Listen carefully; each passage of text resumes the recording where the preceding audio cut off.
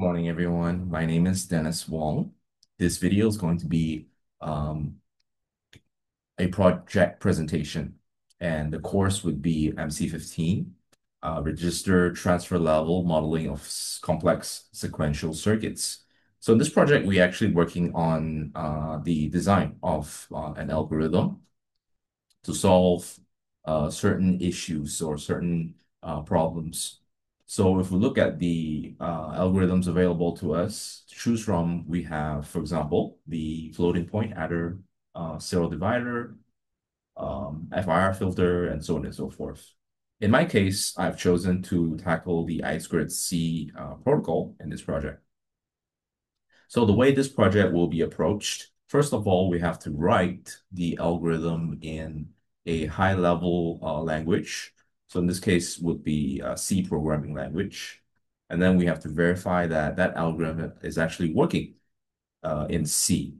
So for my specific case, since I'm working on I²C, I would have to write the program in C and then use a microcontroller to verify that, okay, it is actually working, the I²C is working um, when it is connected to another peripheral device that is driven by I²C protocol. So after this is done, we verify that the program itself, the algorithms working in C at a higher level.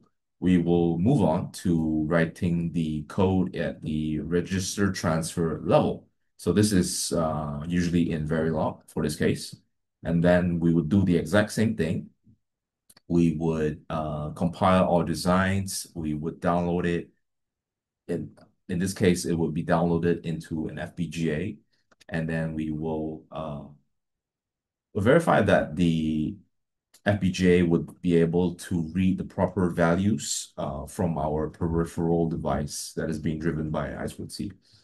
And for your information, so this project will be dealing with an ambient light sensor that is I²C driven. So this ambient light sensor itself is actually a sensor that is able to read the luminosity values of its surrounding.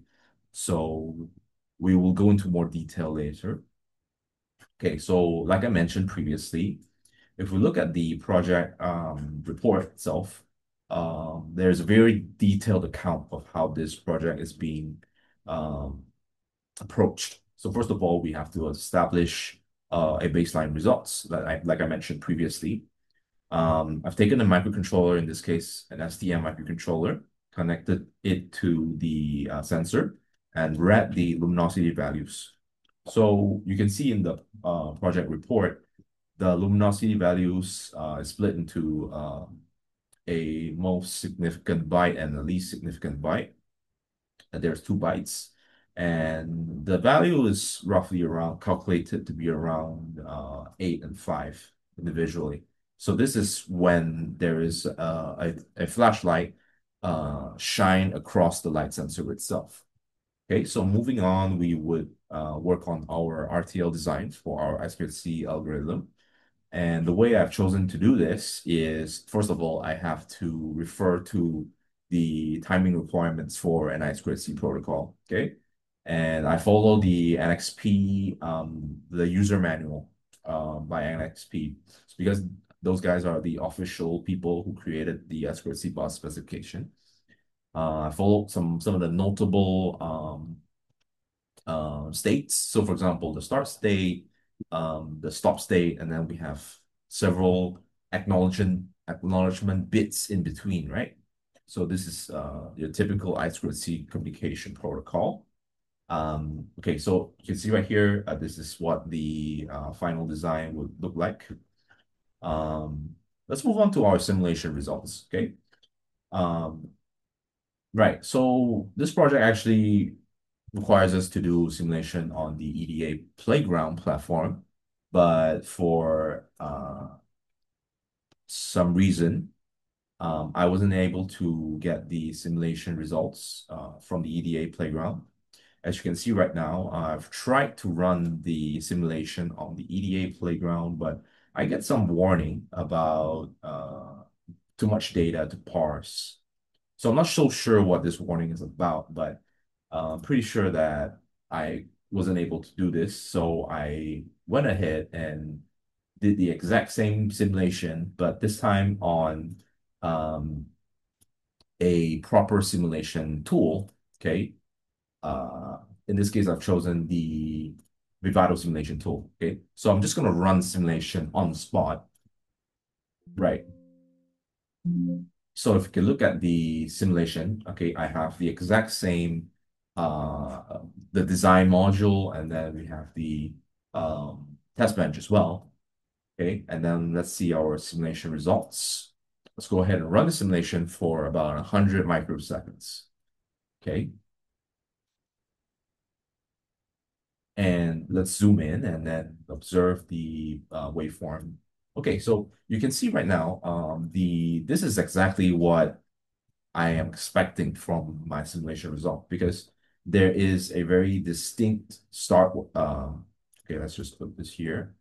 There's a very distinct start condition, followed by the I²C master sending the slave's address, waiting for the acknowledgement bit, and then sending the configuration data, waiting again for the acknowledgement bit, send the I²C slave address, followed by a read condition and reading 2 bytes from the I²C slave. So this is, we could say that this RTL design is done. So it's completed. It's exactly what we want it to be. Okay. Now, to prove that this actually works, I have prepared a demo.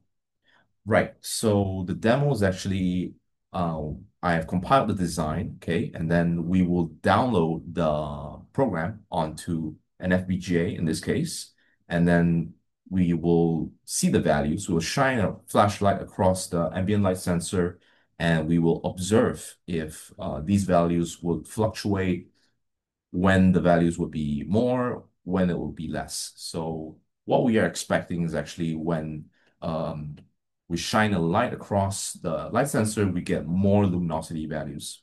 Okay. So right now you see on this video, this is the signal tap. So we use it to verify our signal integrity. Okay. We will program the device using the bit stream we've generated, and then it'll run signal tap. Right. So you can see exactly the same waveform from what we observed from the simulation results. So this is perfect. We will now turn on the flashlight. Turn on the flashlight, and I want you to observe the luminosity values from the signal tap waveform. Okay. So let me just go ahead. Okay, let me just grab this real quick. And then I want you to see that when the light source approaches the sensor, the luminosity values increase. So let me just approach it. You can see right now. Can you see that there is a very high luminosity value? And what happens when the light source slowly moves away from the light sensor? It slowly decreases, but it still retains a certain value. What happens when I completely cover the light sensor with my hand? The luminosity values goes down to almost zero. So we can actually conclude that this project is a success, since we have created a working I²C protocol for our FPGA at the register transfer level. Just that in this case, the I²C is more tailored towards working on this ambient light sensor. So in future, if this I²C protocol is required for other I²C driven devices, slight modifications will be required, such as, for example, the slave address and so on and so forth. But as a whole, this design itself is complete, and um, this concludes this project and my presentation as well. So thank you very much for watching this video. If there's any questions you might have for my design, please feel free to comment. I'll be happy to answer those questions. Thank you very much.